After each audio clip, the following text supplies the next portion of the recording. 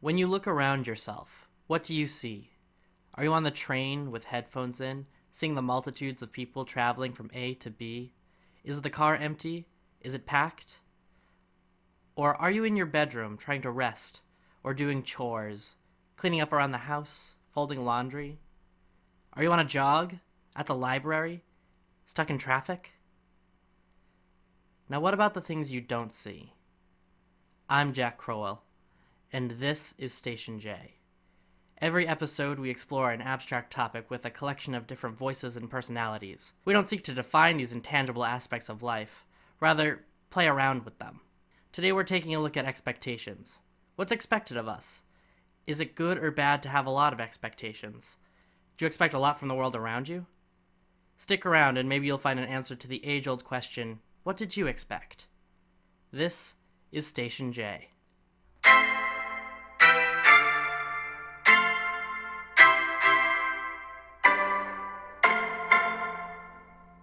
So, thank you for joining me today. Hi, thank you for having me. What is your name? My name is Florence. I am a pretty quiet person when you first meet me, and then once I warm up to you, I become this other wild This other person. Yeah, it's like not a Jekyll quiet and Hyde, person.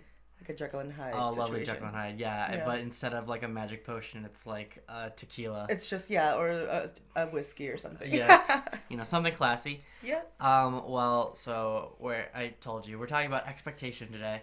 How would you define an expectation? I mean, I guess an expectation is something that you kind of view, something in the future that you view for yourself that you either want to happen or want to refrain from happening. Maybe you want to set your goals to a different job position, and then so your expectations would be to be, getting more money or, stuff like that, I guess. Maybe an expectation for me with the improv troupe is to get bigger and maybe famous. That would be really nice. Yeah, it'd be really convenient too. It would be so convenient. What do you think is an expectation of like people who do comedy, who do improv? I mean, it's really hard because it's a really tough scene to break into. So I don't know what the expectations might be.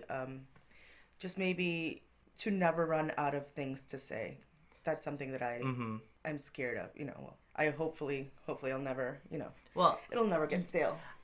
Like after a show, we did this recently, hanging out with people who had recently seen the show, and meeting people that we hadn't really known before, who still came and like got a drink with us after a show. Is there do you have any like stories or anecdotes from what people believe or like have assumed based off of like people who perform? I mean, it's always fun to meet the people that come see us. It's really interesting to meet new people, to see still new faces coming to these shows. I wouldn't say it's a little weird to have people just spit back at you what they saw you doing on stage live. I usually try to, black out and just let my body and my brain function for me. You wake yourself up when it's done. Wake myself up when it's done. But another weird thing is getting recognized on the streets of Lowell, which is weird. And it's happened to me once, and it's happened to Andy, which is another group member. You know him. Yeah.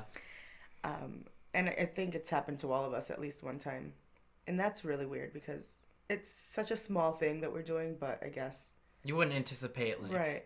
Like, oh, I'm just this person who does this thing once a month, but then, like, I'm recognizable.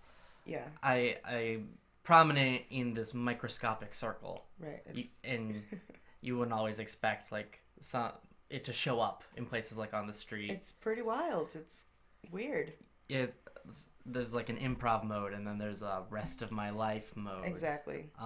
What do you think is just, like, an expectation for you? Like, what's an expectation that's been had of you for like for your whole life or the past couple of months? What's expected of me? Yeah. All my whole life I've been the oldest child, whether it's with my siblings or my cousins, and I was always expected to be the mature, almost adult. So I had to never falter, never almost be perfect, and that's impossible because I am not anywhere near perfect. But it's those kinds of things that I've grown up with and I've had in the background of what my family expects from me, what my friends expect from me. The older members of your family. They look to me to really keep the order and to, just to take care of each Mm-hmm. other, to take care of all of us, make sure that we're all still a pretty close family, whether we live. Were you ever treated as like an example? Like All the you're time. supposed to be the All the example. time. All the time. I used to get in trouble for things my siblings or my cousins would do, and I wouldn't be a part of it at all. And it's funny to see that that's carried on through my life. Like, I Mm-hmm.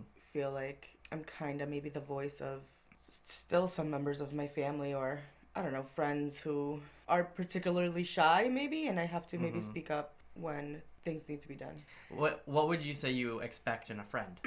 That's a good question. Just somebody to be there when you want to have fun, or maybe if you need a shoulder, maybe one time, or if you're not feeling, great, they can be there, maybe pick you up a little bit, Mm-hmm. have fun. But all my friends, I love laughing. I love being happy. I love having fun. So I feel like as long as we're all doing that, Mm-hmm. it's perfect. Well, what do you think? What do you think people assume or expect about like your like the generation that you're a part of?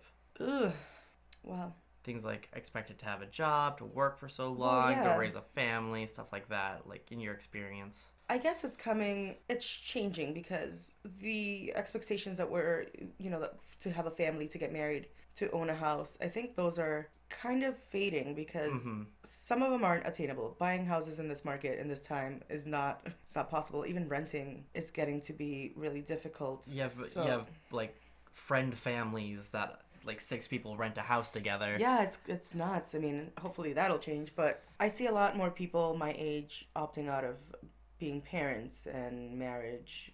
And I mean, I'd like to see the world. I'd like to not be tied down by Mm-hmm. any one person. I mean, if they want to come with me, that'd be great. But like as far as children, that's something that it's not something that I'm striving for. If you were married and you have children, then you wouldn't be able to travel.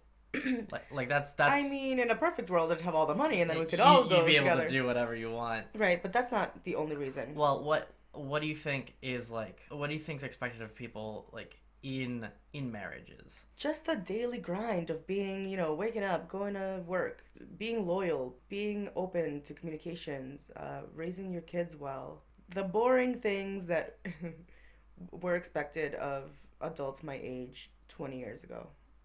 I don't think that's necessarily happening now. But you like also subtly hint at another thing like you assume that you have to raise your kids well. Like Well, if you're yes. married, then it's like assumed that eventually you'll have kids, Right. even though having or not having kids is usually one of the make or break moments for a lot of couples. That's true too. Yeah. I mean, a lot of couples are happy just being married alone, and that's great too. Hmm. Um, Do you, as a person, do you have a lot of expectations? I don't because I'm often disappointed. So I try not to expect much from anyone really. Hmm.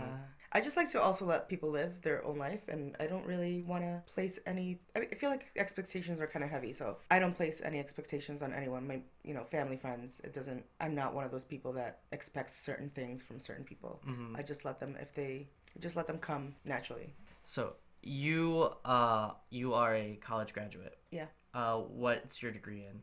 It's psychology. It's a double major, psychology and then English literature with a minor or a concentration in theater. What was the plan? The plan used to be getting a degree at the right time, going to, master's program, a PhD, getting into the field of psychology, and eventually starting my own practice. But Hmm. life gets in the way. You have to work. You have to, you really can't take time to do or to take the steps that you needed. Oh, I did things backwards. I worked right out of high school because I had to. And then I got the chance later in my life to go back to school and finish that degree up. And that was great. But it hasn't really worked out according to plan. And Hmm. it's been interesting because I often wonder where it would be had I done things in the chronological order, I guess, that is more conventional. Hmm. And sometimes I feel like it would be boring. I feel like if I had done all the things that I wanted to do and had this life that I had planned, I would be bored. It would something would be missing, and I really enjoy the fact that I got to go to school later on in life and meet a whole new world of people and do theater, which it was a really big passion of mine when I was little, and then bring that back into my life. Mm-hmm. I think that it's fulfilled me in a way that I don't think I would have had I done it any other way. What would you say is expected of women your age on a more global level? Oh man. Raising children is still a big thing. Mm-hmm. My family doesn't understand why I've chosen not to do that. Yeah, my family, they are Hispanic from the Caribbean.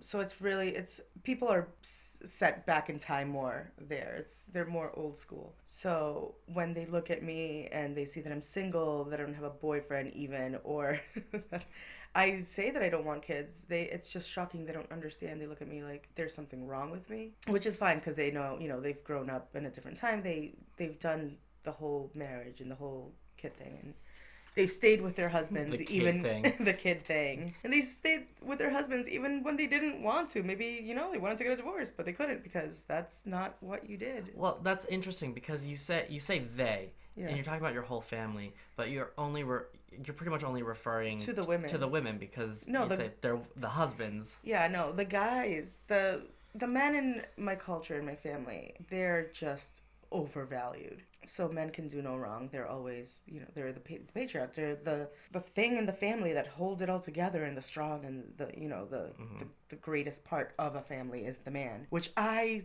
deeply disagree with. So I always like to challenge my family in these kinds of ways to show them that no, it's not necessarily one way is what works for everyone. They're starting to get it, I think. Because you're a modern American woman. I am, damn it. So raising children is expected of... Yeah, I mean, and I'm talking just... I think everybody that I've met has asked that question. So I feel like as a person of my age, being a woman, I think... And that's the most important part, is having a family and being married. And that's so sad because there are women out there who want to be CEOs or do greater things. That's not just being barefoot and pregnant in somebody's kitchen making dinner. And they're like, I need to get up on stage and... and pretend that I'm barefoot and naked and pregnant in a kitchen. At least once a month. At least once a month. So what's sort of led you to keep your expectations low? Disappointment, like I said. It's just been every time I guess I've just learned that every time that I've wanted something or expected something of someone, that I was always let down. So I became a little jaded, I became a little cynical, and I just realized that it's best to let someone surprise you than let you down. I'd rather be surprised by somebody doing something, even the smallest a small gesture even is great for me because I didn't expect it. I'd rather have nothing. It's like the bigger demonstrations of like love don't come from the gigantic gestures. Right. They come from the little things, like you're just sitting alone in your room and then someone like brings you a snack. Exactly. And you didn't ask for it. You didn't ask for it. Yeah. It's like, oh hey, I shoveled your car out for you. I thought about you. Here's this small whatever. Yeah, it's such an underrated thing. It really is. Hey, I thought about you when I heard the song, so I thought you might want to listen to it. Exactly. Like those little things. It's not like, hey, I bought you a car. Exactly. You're like, okay, thanks. No, that's super useful, and I need a car. But who's gonna pay the insurance? I'll definitely remember this. Yeah. Yeah. No, yeah, the small things are. Are expectations a bad thing? They're not. I think we all, I guess, have certain expectations, whether it's tiny ones like mine or, whatever. I think the world is filled with expectations. We are all maybe expected to do something or expect something of others. I don't think an expectation is a bad thing, but I think we have to be more careful about what we think we should expect from other people. What's expected of everyone? I guess to not commit murder. Okay, one. That's a good opener. To just be kind to one another, I think, is a big expectation. To not be jerks all the time. You could go through the 10 Commandments. You could do that, yes. You should not, have sex with your neighbor's wife. I mean, if it... to each their own. I guess, but yeah. So just to be good people, I think, is the biggest. To be good people. How often do you think people live up to that expectation? Oh, God. I want to say a lot, but I don't think that's true. I think inherently people are good, but I think we're losing sight of how good we can be because I've seen a lot of microaggressions toward a lot of people, especially with in today, like in this day that we're living The in today. political climate. The political climate, yeah, is making some people uglier than they should be, or they're forgetting that they are indeed good people. Yeah. But hopefully we'll get back on track. And Would you consider yourself an optimistic person? yeah, weirdly, I would. Because, like, I've asked you this in the past before, and you said no. Yeah. It depends, though. I'm optimistic. And that's the thing. You've asked me this before. So I started thinking about it. And I think, yeah, I am. Because I'm still hoping for the best. I'm still hoping if a situation has taken a wrong turn for whatever reason, I'm still hopeful that the outcome will be fine. I'm not thinking that it's, oh, well, I'm doomed and might as well pack my bags and get out of here. Yeah. So no, yeah, I think thank you, I guess, for asking me that a lot, because I have been thinking about that, and I think I am. I'm still hopeful that things are good. Do you live up to your own expectations? No. What expectations do you have of yourself? I wish I was more successful in like the things that I wanted to do. I wanted to make the arts my profession somehow, and I haven't found a way to do that. So I'm stuck working a job, like all of us. We work because we have to, and maybe not at the place of our dreams. So that's something that I haven't lived up to. But I mean, hopefully soon in the future, I can make it work where I can do what I really am passionate about. But you're gonna keep working towards the arts, right? I would like to. Hopefully, I am able to. What do the arts provide? Just such a sense of just peace, just happiness. I want to be in a place where I'm not, I don't know, just anxious and sad or just wanting for 5 o'clock to come because I can't wait to get out of a job that I hate, which is not the case. It's not, I don't hate my job, but it's not what I want to be doing full time. It's just, I don't know, it's like a sense of peace, I think. It makes me feel calm, and that's a really good feeling. And if I could do that every day of my life, I'd be happier. I'd be a happier person. What do you think you would need for you to live up to your expectations? An agent. No, I'm just kidding. I don't know. The opportunity. That's where we are in the world in Massachusetts. There aren't really that many opportunities for people that want to break into. I mean, I guess there's community theater, but I'm not really interested in that. The opportunity is lacking here, I think. But then again, I would have to make the conscious effort to move to places like New York or LA where those types of like-minded people and the opportunities are more available.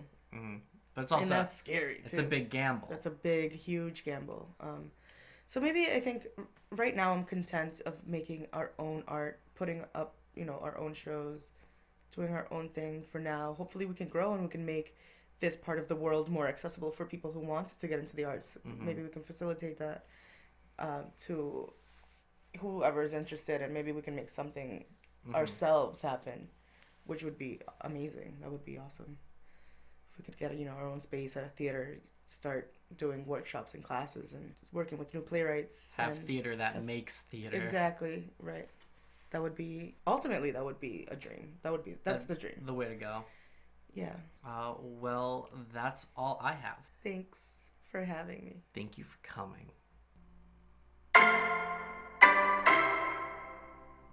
Expectations can be set by yourself or by other people. And I think it affects you regardless of which one you hold yourself to. Because if you don't meet other people's expectations, that alters their perception of you. And if you don't meet your own expectations, that alters your perception of you. And so I think there's a lot to it, really. But you touched on so many questions in just that one definition. Sorry. No, it's great. Will you introduce yourself? I'm Conrad Solomon. I'm a philosophy student and a English student at UMass Lowell. Okay. Is that often how you define yourself to people? I honestly, like I think it's really good to be upfront that I'm a liberal arts student. Oh, yeah. You don't want to hide yourself. Right. I want to set their expectations low. Are you ever to someone like, oh, I study philosophy, and have people just flat out roll their eyes at you? Yeah, that's I mean, my parents are those people to a degree, Mm-hmm. which, I can't necessarily blame them for that. But I think it's a lot worse when, you meet another philosopher. It's like two beta fishes. Yeah. So, an expectation, would you say it's something along the lines of like something that needs to be fulfilled, or what do you think are expectations that are had of you? Well, I actually think that labels and how we define other people and ourselves come along with a certain set of expectations. Mm-hmm. So, for instance, like if I say I'm a Democrat, then I'm expected to vote Democrat. Mm-hmm. And if I don't, then that's a violation of that label and a violation of those expectations tied to that. So I think that's the most common instance or common reason why we have expectations of certain people. And regardless of what we define ourselves as in terms of words, we're defining other people with our own eyes. Like we look at them, we make judgments about them, and we're instantly setting expectations on them. Why do you think we do that though? Why do you think we just look at someone and think, okay, I expect you to be this way? Like, have you ever seen like a really like big guy and then you talk to him and he's got like a really squeaky voice? Mm-hmm. I feel like that's a simple idea of like a very casual violation of an expectation. Yeah, I agree. And I think we do that just because that's humans. The reason why we've evolved and been so successful as a species is because we have the power of simulation. Yeah. We can go over all these things in our heads. We can keep ourselves up at night trying to Right. figure out. Yeah. And, like, it's because we learn. Because it's uncommon that you would see a really big guy with a squeaky voice. You wouldn't just assume Yeah. all of them were like that. Because based on your history of seeing bigger guys, most of them probably have deep voices. They have deeper voices. Yeah. What are expectations that people have of you? Well, I have a pretty intense face, I think. And I don't think I smile as much as other people, I guess. I think that's that's an okay assessment. Yeah. So a lot of the time people, I don't know if intimidation is the right word or if like people feel intimidated by me, but I think to a degree I'm not very approachable. And people are usually shocked when they realize that I'm not such a mean person. You're not like just this scowling guy. Yeah. You're not the person who goes home and, ties a damsel to the railroad tracks. Right.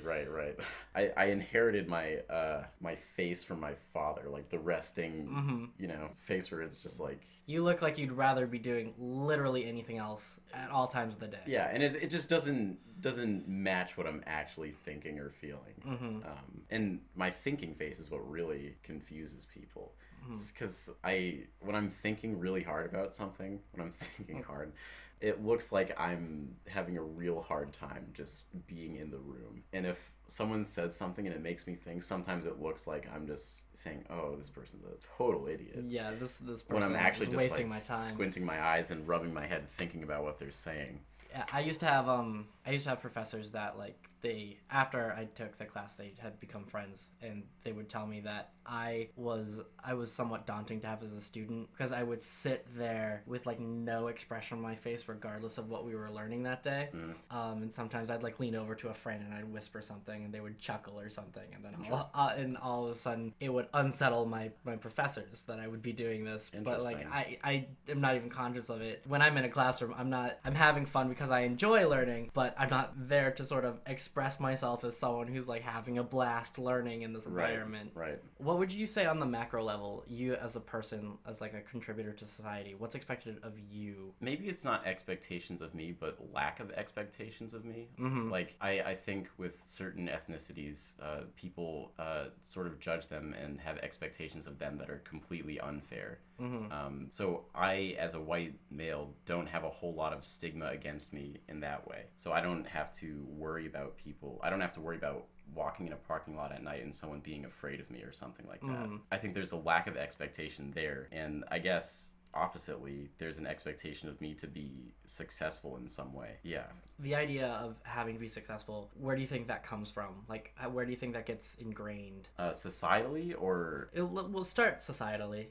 Well, I guess just based on the trend that our environment has grown, white people tend to be pretty successful, I guess. Like, look at Congress. It's all white people. And that's just an image. It's like how on magazines you see really strong, beautiful people everywhere. Those are our icons. And those, in large part, build expectations on a macro scale for everyone. Iconography is a huge part of it. Things like billboards and advertisements. Right. The people who say that this is what we need to be, and then sort of driving ourselves towards that. To have expectations to some degree, I think, is just to be capable of critical thought. Like, I had friends in high school who, when things like trying to find a prom date or just someone to date, and that wasn't going well, the default thing they would have to say is something like, well, I just have to lower my expectations. Especially with something like partners or friendships like that, it's not worthwhile to lower your expectations for something like that. I personally believe that if you get upset by something, having high expectations isn't the problem. It's certainly a contributor to being upset towards something like that, but it's not intrinsically linked to why the thing you want to do doesn't work out. Like, holding high standards for yourself is not like an ultimately self-defeating practice. Right. Yeah, I see what you're saying. But I think expectations, especially when you're looking for a romantic partner, if they aren't one thing, it can distract you from all of the things that they are. So this other person could have met an astronomical amount of expectations that you've had set for your romantic partner. But if there's one flaw, and this is very human, we see one negative thing and think it contaminates the whole picture. That's like all you need. Right. And I think it's also human for us to always want to be satisfied. Yeah. And we're always left wanting and not actually being satisfied. It's like you could say that you're just trying to fill yourself up with something, and like that's the ultimate goal. You just want to feel fulfilled. Right. And one of the things that helps, or one of the things that we sort of frame the experience of trying to like fulfill ourselves, is like having this like demarcation, this meter of like an expectation. Something like, oh, I expect that I will go out and then I will enjoy myself. And then if I'm right, I'm fulfilled, or if I'm wrong, that's just some wasted time and I shouldn't have expected. Like, it's sort of yelling at yourself after the fact, like, oh, well, I was an idiot for expecting that I would enjoy myself. So along those lines. Right. And maybe there's an issue with setting the expectation that you will enjoy yourself or that you'll feel a certain way, because you have to do something in order to feel a certain way. What are expectations you would have of friends versus of family? I think, and this is contrary to what a lot of people think about me, but I think one of my best qualities is that I'm very trusting of just about everyone. I really don't believe that people just want to harm other people. Right. And I'm very trusting in that way. Like, my friend is actually like helping me invest into cryptocurrencies right now, and he's handling a bunch of my money. This is a good topic for expectations, actually, because I think really in the long term, $2,000 is not that much. It's a lot right now, especially for a liberal arts college philosophy. Student. But I think I don't have any set expectations. I'm pretty sure I'm going to make money, though. And I'll be upset if I don't. Okay, so you're putting a lot of trust into your friend here. Yep. In it. So would you self-describe yourself as a trusting person? Absolutely. Okay. And so do you expect a lot or a little from like people you've recently met? Would you describe yourself as like an optimistic person?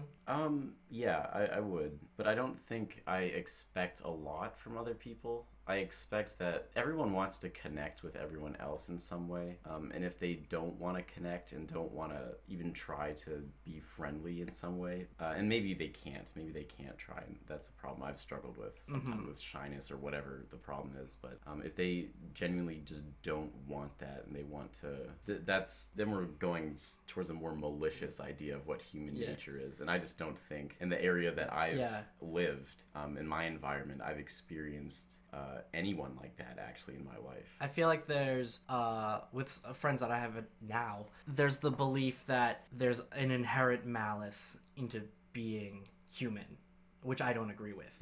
Like, I've been laughed at for saying I identify as an optimist because I don't believe that people are bad. Like, I was laughed at for that, and then I just apologized to them because they're just so sad. What about family? What do you think family has? Not We won't start with yours. Family in general. We can't. What do you think? Do you want to start with yours? Maybe. I don't know what your question is. Let's start broader. What do you think? Like in a grand sweeping generalization, what's an expectation that a family will have on a particular member? Well, it depends on who the family member is. I mean, parents obviously set expectations for their children, potentially damaging ones. Yeah. Like the whole gender reveal party thing. That's a big. Yeah. That's a false dichotomy, right? That we now know these days. It's not. I think gender one reveal or the other. parties are so funny. I think baby showers are funny. Gender reveal parties are funny. I just want nothing to do with any. Yeah, of it. that's not my bag. Not right now. Yeah, no. What about Confucianism? Oh boy, what about it?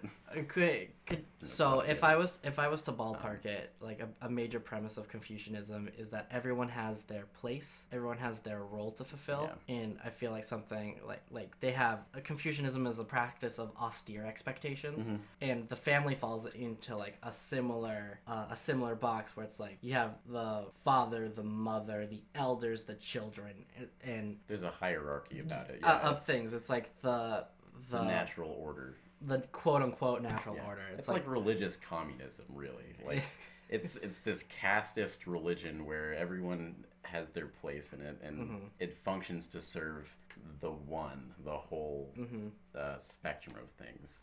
Do you think there's a certain level of right that a family has to expect of one of the members of the family? Like you're expected to not break the law, for one thing, if you're a son or a daughter or something. Yeah. You're expected to behave better than your parents, which is really fascinating to me. Yeah. Then there's like the thing like baby boomer commentary on millennial culture. Right. I feel like that's a millennials in the workplace. They don't do anything right. Yeah. It's and like that. What were they gonna expect? Yeah, really. There was no way that we could be exactly like the generation that preceded us. We'd all be dead. What about do you feel like your family specifically has a lot of expectations or very few expectations of you? I think my parents are really great people, but they're actually great. They don't set a whole lot of expectations on us. I have two brothers. It's like really the main expectation is don't break the law / don't get caught breaking the law. Yeah. We don't actually care if you're morally abject. We care if like our names end up in the paper. It's amazing though, because that's what it degrades to. Yeah. It's like their reputation's on the line too. Don't drag the family name through the dirt. Right. Hasn't happened yet. But it's I think they also expect us to be successful, and I think that's the root of what I was saying earlier, or why I thought like I had to be successful. What do they expect of the liberal arts? Oh man, I don't think they expect anything at all. I think they expect me to give up like a couple years later and then go back to get a business degree or something. And that very well may happen. Would you do business? Do you think you'd be good in business? I don't know if I'm cut out for it. I don't think I'm the most personable person.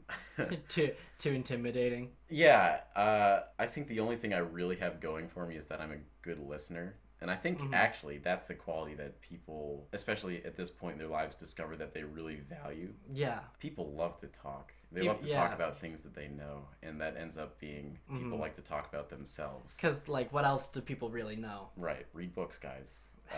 Read books, learn a lot of things. Right. So you have lots to talk about. Because most of the time you see on social media, what people talk about is things that they complain about. Yeah. Because everyone knows that stubbing your toe sucks. And so, I can relate to that. I'll have a conversation with you about stubbing your toe. What a lovely, relatable thing. Well, that goes back to like Schopenhauer. It's like you can only relate to someone through suffering. Right. Which I think's bogus. It's not. But like the idea like, oh, you stubbed your toe. This is a relatable experience that I will now expound upon the time I walked into a coffee table. Good conversation. Yeah. I've walked into a coffee table or two in my time. In my time, the same coffee table. I didn't move it. I just thought, hey, I'll remember that it's there for the next time I stub my toe. What do you think as a millennial is expected of... What's expected of the millennials?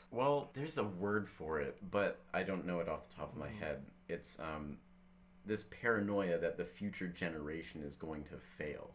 That's the definition of the word. And there's juvenoia, I think, maybe. Oh, that's interesting. Yeah, it's very common. Juvenoia. Vsauce has an episode. Yeah, Vsauce.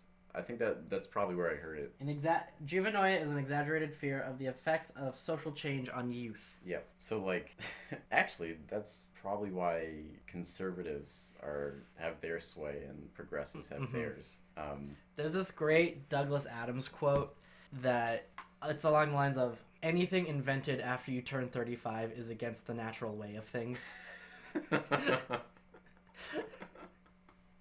That's hysterical. Yeah. iPods. Oh my god. What is this iPod? My family was in Italy, and there was this older couple, like late 40s probably, Sure. so not super old. They were trying to take a picture of like the beautiful scenic seascape behind them, and the husband just could not figure out the camera. He's like, I think I got, is this it? Is this how you do it? And there was this moment where his wife just blurted out, oh my god, just give it to someone under 35. And then they asked my sister if she would take a picture of them, and my sister was like, okay, done. To be fair, though, our technology is advancing faster and faster because we have our own technology inventing new technology. Yeah, our technology makes technology. Yeah, so by the time we're 35, we're going to be seeing some real crazy stuff. Do you have expectations for yourself? This is interesting because I am probably the least ambitious person I know. And ambition is like a two-sided coin. It can be a great quality, it can be a not so great quality. Yeah, it can. It's a virtue of mediation. It can burgeon a person as much as it can damn one. Right. I'm probably not ambitious enough. I think that's probably why I've invested a lot of money into stocks and cryptocurrencies. Hoping it works out. I just want to take a shortcut to being rich. I know exactly how you feel. I just don't want to work. I cannot see myself working for another person. Like, I gotta show up, and then after I show up, they're gonna tell me what to do. Yeah, can't do that. Who set up this system? Degrading. It's degrading. I'm gonna make $12 an hour just to be less of a man. You ever think about that? I'd rather starve. I'd rather die waiting for my stocks to pay off. So then, my last big question is: do you think you live up to your own expectations? Oh, well, probably not. I say I don't have expectations of myself, but maybe I have like really shallow cosmetic expectations of myself, where I don't know. It's like you're like upkeep. I expect myself to look and present myself in a certain way? Yes, absolutely. It's like local expectations versus global expectations. Like, I expect myself to be presentable on a daily basis. Right. But the global expectation would be like, smell nice, deodorize frequently, right? Hygiene. Global, like, or even larger than that. Like, I would expect myself to have a job that I can grow in and am excited to go to every day. Or like, I expect myself to already have one of those jobs. Like, I was recently thinking about high school, and in high school, I don't know if you had this, but it was fairly ubiquitous, the 5-year plan model, where like you're in high school and they tell you to make a 5-year plan, like where are you going to be in 5 years. And so for a lot of high school, it's like, well, in 5 years I expect that I'll be studying blah blah blah in college. What they don't tell you in high school is to keep updating your 5-year plan, right? Because like all of my friends who have also graduated, they graduate and with very little idea of what comes next. Because like the 5-year plan only took me through college. It doesn't take me to like, oh, I didn't know that I was going to be working this position because I needed a job, because I needed to pay rent. I just figured that it would happen. Right. Like, I feel like the expectation is you go to college, you get the job, and it's a given. But that's not the case. No. And it's like hard to grapple with. It's also you're coming to a point in your life where there's an absence of direction, and that'll be the first time for many people. It's sure as hell going to be the case for me. God, I live such a privileged and sheltered life as a white person. And then they're just gonna throw me into the deep end. Yeah, and I'll deserve every bit of the strife that comes out of it. I got a lot of catching up to do in the strife department. I got a lot of learning. Yeah. Oh my god. Imagine if that's how it worked. Imagine if every person experiences X amount of strife and Y amount of like pleasure, and it's like, oh, am I using up all the happy parts? Oh god. Like, oh god.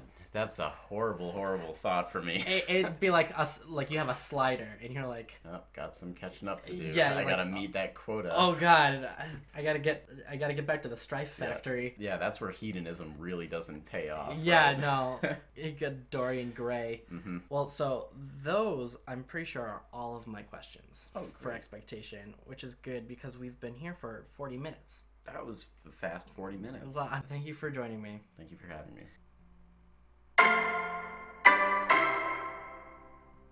My name is Sarah. I am your sister. Mm-hmm. I used to live here, but now I do not. What else would you like to know? Tell me about your background, like. I interview people for a living, but not for podcasts. Mostly for software. I am currently planning a wedding. Okay, so what I hear is you're engaged, you're a woman, and you're employed. Yes. All right. Okay. Did you just assume my gender identity? Yeah, I did. Sorry, it's not actually an assumption. I'm basing off of 22 years of experience. Yeah, that's fair. So I would just like to start off with a general definition Okay.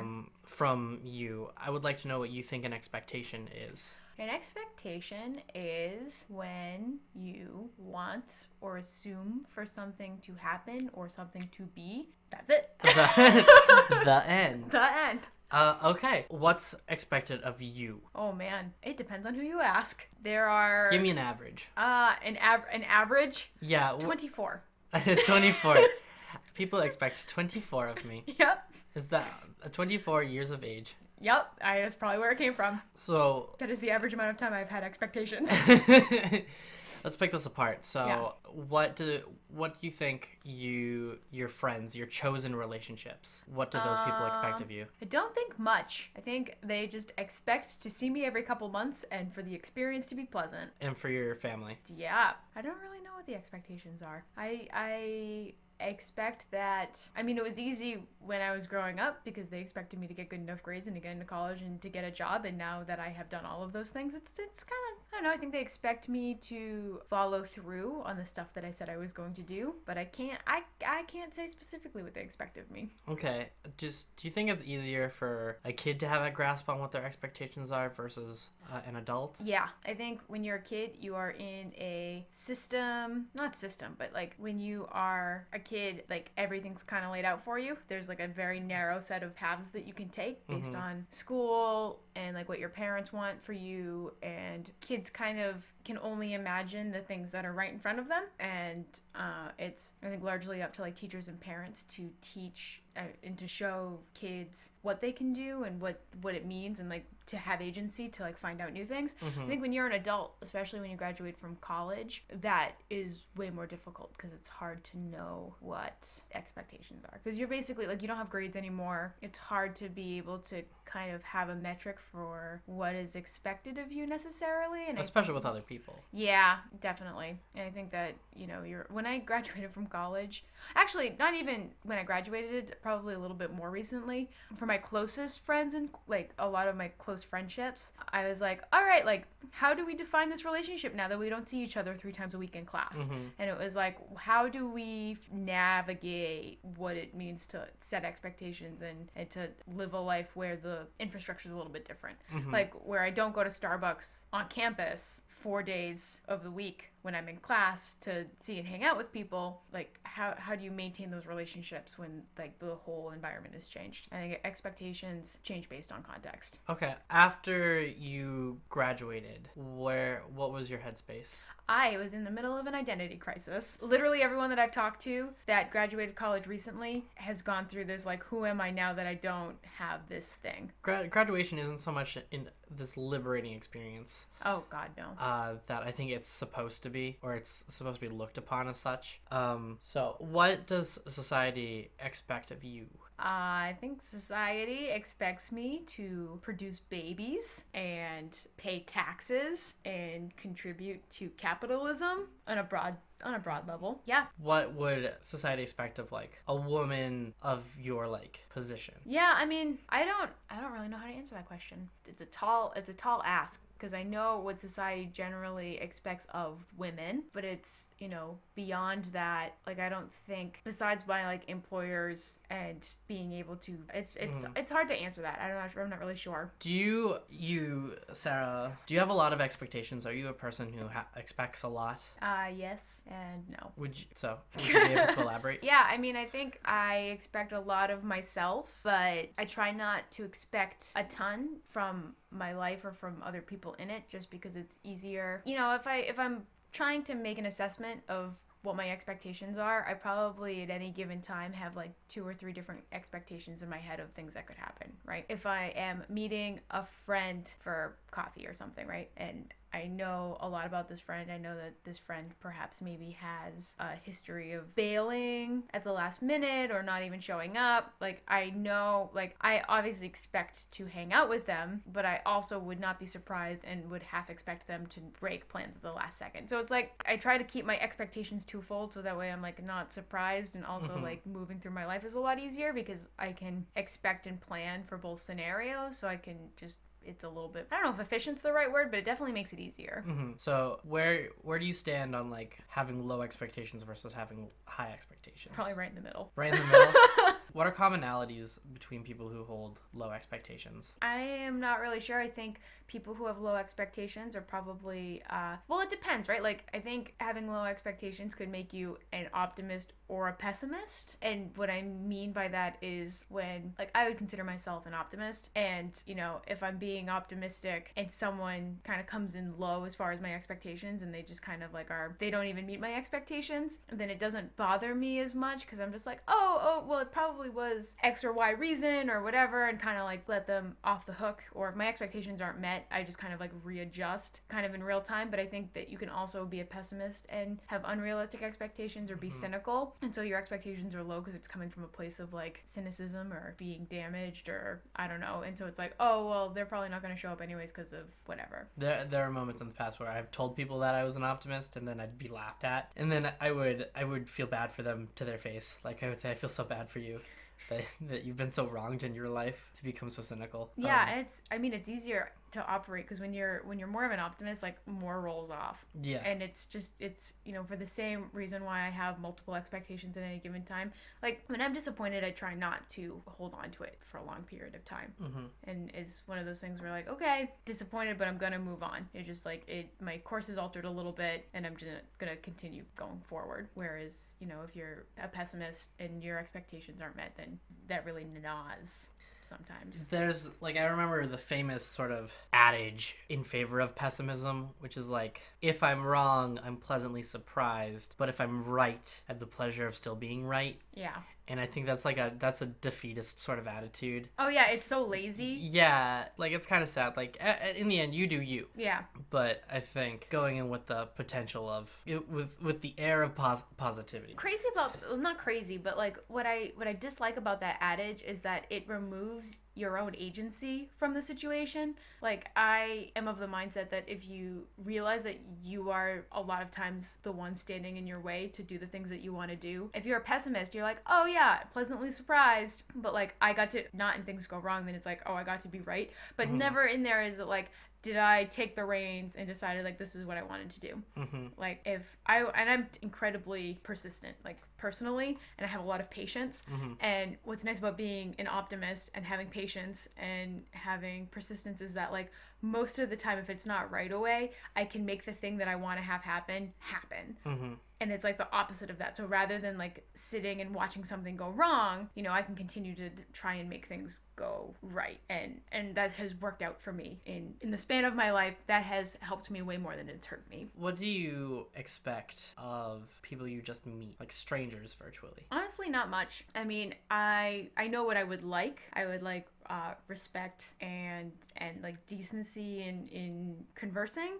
People who are kind of showboaty turn me off a little bit, but nobody owes me anything, so I don't have any expectations. Like, I know how I like to be treated, but if someone treats me poorly, I know it's not a reflection of me and I don't expect them to treat me better. And it's just like, I don't necessarily want to spend the energy on having those expectations met. Now, granted, if it's something like if someone's going to perform a task for me or work for me in some way, I mean, I expect them to be able to meet those tasks in a certain way at a certain time, because there's like a preset agreement. Like, I guess the expectation forms if there's an agreement that there's a relationship there that would warrant having expectations. Well, so I was going to follow up with something like, if you go out to eat, what expectations do you have for that night? I mean, I expect to be fed. I expect not to get food poisoning. And I expect that, you know, it's a relatively easy process to go through. Yeah, I personally feel like we put expectations on this big pedestal and sort of shine all the light at what's on the pedestal without realizing everything else that's like sort of in the darkness around it. Because expectations would be like the big expectations. I expect to fall in love and get married, and if I want kids, I'll have kids, and if I want a career, I'll have a career, and if I want kids and a career, I'll have kids and a career. Like, those are the big things. But it's the sort of thing, like, I'm also interested in little expectations where I go to a restaurant and my expectation is there will be a server who comes and takes the order. Yeah. If it's that kind of restaurant. Well, because there's kind of an agreement there. When you're in the restaurant, like, they've agreed to follow this construct that you recognize, and you agree to pay for the services that they provide. It's in this ingrained sort of agreement is a great way to put it, actually. And then there are some like expectations that I remember I didn't have but actually were kind of necessary. Like, when I started doing basic adult activities like going to the grocery store on my own, I would pay with my card, but I wouldn't know what I didn't know what to tell the cashier, like, at all. It's like they don't walk me through, like, oh, if I'm supposed to specify whether it's credit or debit or not, and then I expect that I have to get out of the way quickly because there's someone after me, but I don't expect how easy that will be, because, like, I don't know why they don't just wait for me to bring my groceries away before they start checking out the next person. Yeah, I will say, because I'm planning my wedding right now, that it's been really interesting. We actively tried not to have any expectations going into the wedding, so that way, as the planning unfolded, you know, we would be delighted when things worked out, but we wouldn't necessarily be bothered. It sounds like being pessimistic, but it's not in the way where it's just like, that's not how we spend our energy, like, is thinking about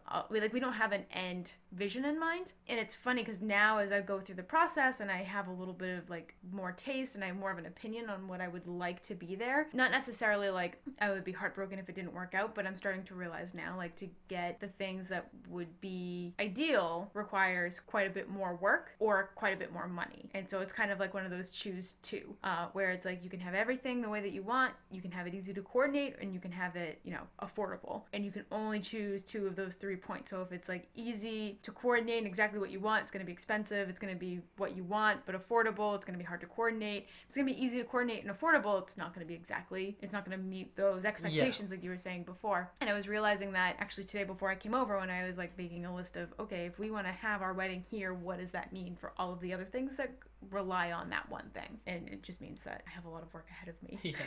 What's expected of the generation? I think we're at a weird point right now where people are subverting expectations. So, I mean, I don't know what's expected of our own generation, and it's hard because it's different with every person that you ask, but I also think this is a generation, and I think all younger generations kind of do this in some way, that they read what older generations have done and they kind of survey the landscape and then move differently, because every generation that's come up has changed. It's just how history moves on. Like, the context that they're in shapes kind of how the future gets made.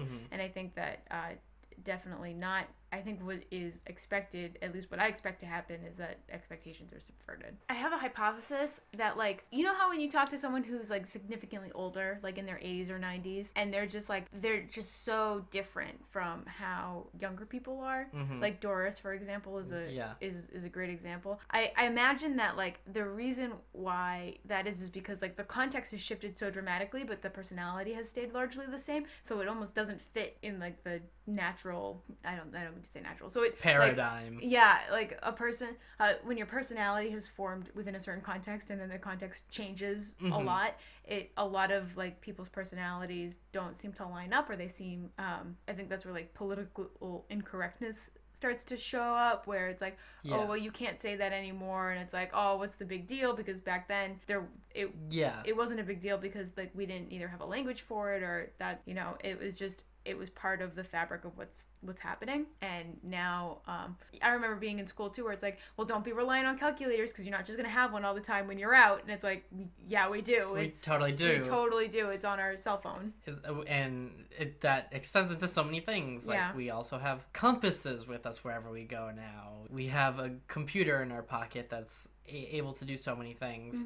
So, do you live up to your own expectations? I would say yes. Like I'm always trying to set goals for myself and exceed them, but I'm always moving the goalpost. But I think it's like I try really hard to take stock in the things that I've accomplished, and if I can take some time to reflect on the things that I've done and be able to acknowledge that the expectations that I set for myself, you know, in the beginning of the year have been met or exceeded, and that these are new expectations. I would say so. I don't spend a lot of time worrying about not meeting my own expectations, so that either means that I'm not paying close enough attention or I'm satisfied with what I'm doing. Would you regard yourself as a trusting person? Yeah, but I need to get a good read on a person to trust them. What goes into getting a read on a person? Someone who's going to be honest with me through like very authentic anecdotes. My boss is really good at this. He'll be honest in the form of sharing stories that show a little bit of vulnerability, and I think being open to showing some of that vulnerability, whether it's like professional or emotional, I think that helps me trust people a little bit more. I think people who are honest, but they're the kind of honest where they're like, I'm an asshole, I'm just being honest, then like I don't trust them because I feel like there's a wall up there. But people who are very seemingly genuine are the people that I have a tendency to trust more. So it depends. Yeah. Okay. Yeah, I honestly like the people that I trust could be sociopath. Like there's no way to know absolutely for sure, and if that were the case, then I'm not gonna like blame myself. There's no way I could have known, or I'm gonna try not to blame myself because there's no way I could have known. But I think being honest with vulnerability and like emotions that may not feel great, or being passionate about things that may be off kind of the mainstream, or even like being super passionate about, I don't know, like sports in a way that makes it more meaningful. Like it's not necessarily going through the hoops like you like sports just because you like sports. Like you like sports because it gives a sense of purpose. So I like seeing like the humanity, like being able to see humanity in people. That acknowledgement and that openness to share it makes me more trusting of someone. So thank you for coming on. Yeah, thank you for having me.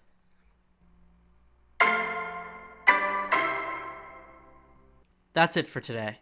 I want to leave you here with some questions to think about. If you take stock about what your friends, your family, your society expects of you, and then what you expect of them, are you a person with many expectations, or few? Or perhaps more importantly, do you live up to your own expectations? My thanks today to my guests Florence Scher, Conrad Solomon, and Sarah Crowell. I am Jack Crowell, and this is Station J.